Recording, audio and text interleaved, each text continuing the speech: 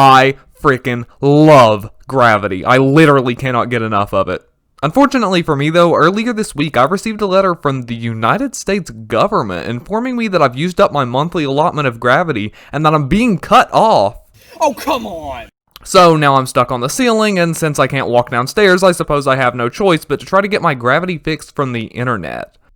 Yeah, this is not okay with me. I found a couple of Gravity-related games, but they all seem pretty expensive. I spent all my money on my legal fees. I'm suing the government now. So all I have left is this movie theater rewards card and a GameStop gift card that hasn't had any money on it since 2016. But all hope is not lost. I just managed to find this game here, Gravitas. The description says it actually lets you manipulate gravity, and it's free. I have never installed a game so fast in my entire life. Hey, it even looks like this game takes inspiration from the Portal games. I've been meaning to get around to playing Portal 2. I would have by now if it weren't for those cursed multiplayer achievements, so maybe this will serve as a decent stand-in. It's been a while since I've earned a new Steam ribbon. Let's take a look at Gravitas. So in Gravitas, you play as a nameless, silent, quite possibly disincorporated protagonist who has somehow found themselves in a position as a pupil at the Gallery of Refined Gravity, or GORG for short. As a pupil, you'll be given a sort of a guided tour through the artistic exhibits found in the gallery by the eccentric curator, a tiny little robot in charge of the facility. The only rule is no talking ever, alright? Good. The curator is more or less a perfect combination of GLaDOS from Portal and Wheatley from Portal 2, not the only parallel you'll see to the Portal franchise here, because the writing in this game is absolutely phenomenal. There are really only two characters with actual lines, the curator himself, and she, his robotic assistant kind of akin to a modern digital assistant like Siri.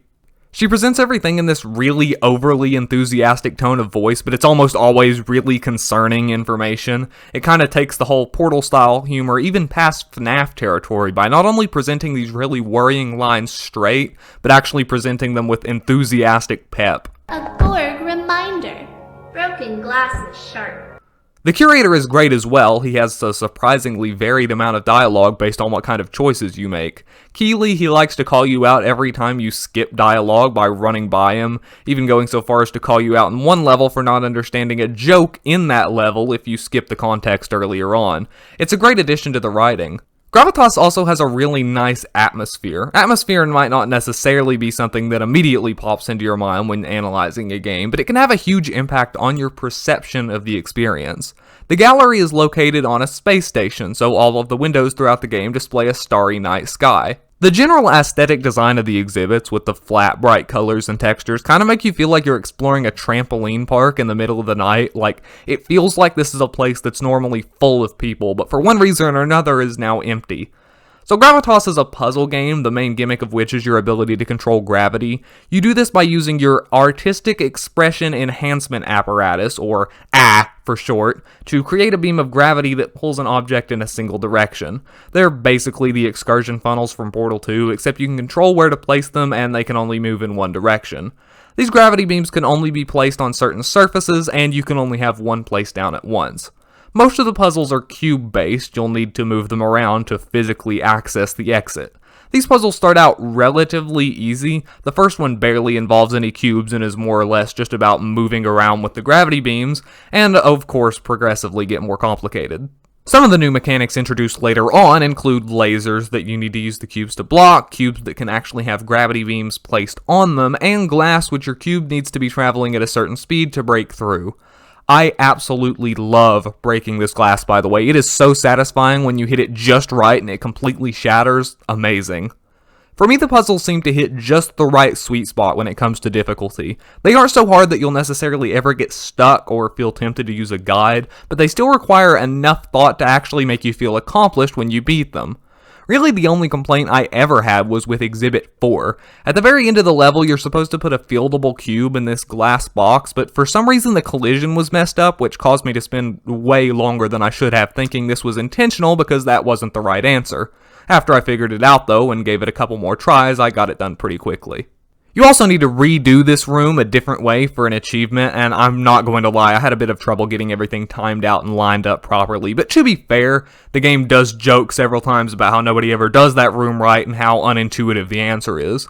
Speaking of achievements, they're very good here. A nice blend of standard, you just get these for moving throughout the game achievements, a few of them centered around exploration, and a couple more that involve solving a previous puzzle in a new way. To be honest, I would have loved to see achievements like this for every level instead of just 2 and 4. Slightly less intuitive, harder to pull off alternative solutions to net you a few achievements and give the game a bit more replay value. Fortunately, they make it quite easy to go back and replay levels as well. If you want to load straight into any level you've already beaten from the main menu, you can, which is nice. I especially appreciate the exploration achievements. Really, all they amount to is Easter egg hunting, but they serve to highlight just how coherent the world design is.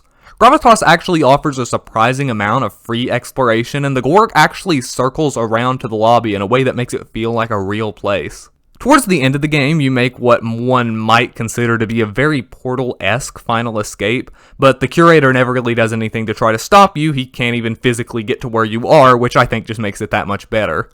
Unfortunately, this is quite a short game, probably only about 2 hours with achievements, which kinda sucks. I would love to see a possibly paid full-length sequel to this game someday. I genuinely think it's really impressive that an indie game made over 3 years by only 14 people can not only manage to provide such an engaging core gameplay experience, but also pull off feats in the atmosphere department that many games with a much higher production value can't even come close to. So should you play Gravitas? Well, yeah, absolutely. In my opinion, this is absolutely worth anyone's time. It's a really short, really solid experience that I would really love to see get more attention. I mean, it's free after all, so if you're a fan of puzzle games, or especially if you're a fan of the Portal games, go check out Gravitas. I really hope to see more from Galaxy Shark Studios someday. This appears to be the first game they've put out so far, so I'm not sure if they plan to work on anything else, but if they do, you better believe it's going on my watch list. Well, that's my take on Gravitas. Hopefully you enjoyed it. I'm making a push to start upping the production value of my videos from here on out, so hopefully I'll be able to get to a point more similar to what I initially imagined when I started making these. I'm actually going to be getting in some new equipment as of today, actually, if you're watching this video the day it comes out, which is going to hopefully allow me to do some exciting things moving forward, so get excited for that next episode. If you are excited, be sure to, of course, like the video, subscribe if you haven't already, and if you enjoy my content, share it around with your family and friends. It helps out a ton. As well as that, you can also feel free to follow me on social media or join my Discord server, the links to which will always be down in the description below. Well, I guess that's about all I've got for you. As always, thanks for watching.